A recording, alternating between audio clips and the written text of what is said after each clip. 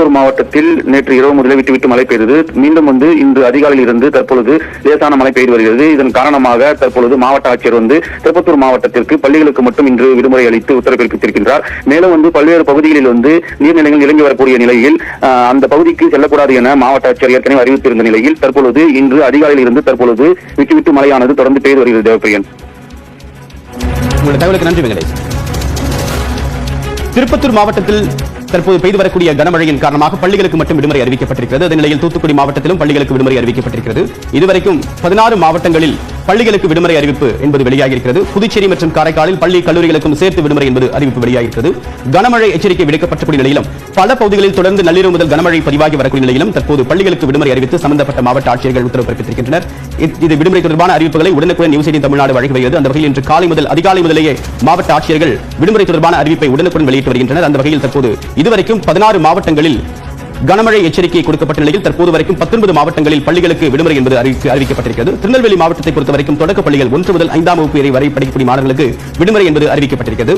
சென்னை, காஞ்சிபுரம், திருவள்ளூர், விழுப்புரம், கடலூர், மயிலாடுதுறை போன்ற மாவட்டங்கள் தொடங்கி ராமநாதபுரம் மாவட்டம் வரைக்கும் தற்போது பள்ளி கல்லூரிகளுக்கு விடுமுறை விடப்பட்டிருக்கிறதா இல்லையா என்பது தொடர்பான அண்மை தகவலை பார்த்து வருகிறோம். அந்த வகையில் பெரும்பாலும் தமிழ்நாட்டில் பள்ளிகளுக்கு மட்டும் விடுமுறை என்பது அறிவிக்கப்பட்டிருக்கிறது. புதுச்சேரியை பொறுத்தவரைக்கும் புதுச்சேரி மற்றும் காரைக்காலில் பள்ளி கல்லூரிகளுக்கு விடுமுறை என்பது அறிவிக்கப்பட்டிருக்கிறது.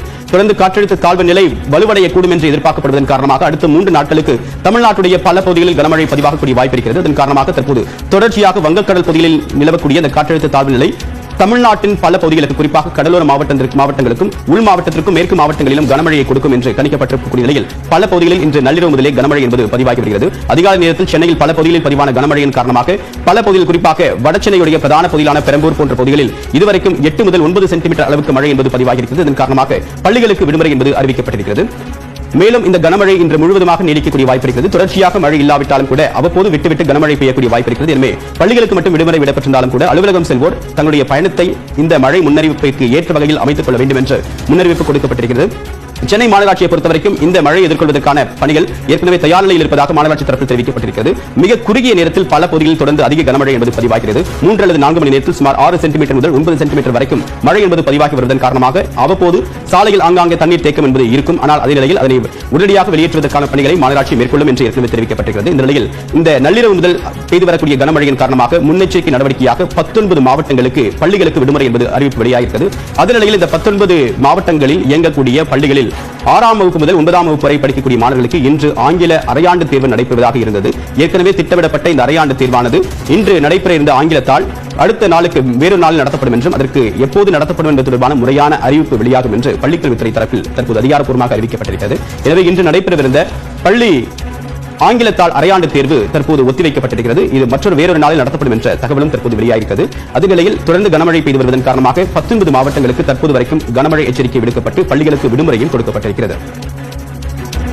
மீண்டும் லிபிகா, தற்போது மற்ற மாவட்டங்களில் அதீத கனமழை பதிவாகக்கூடிய வாய்ப்புகள் இருக்கா சென்னையை தவிர்த்து?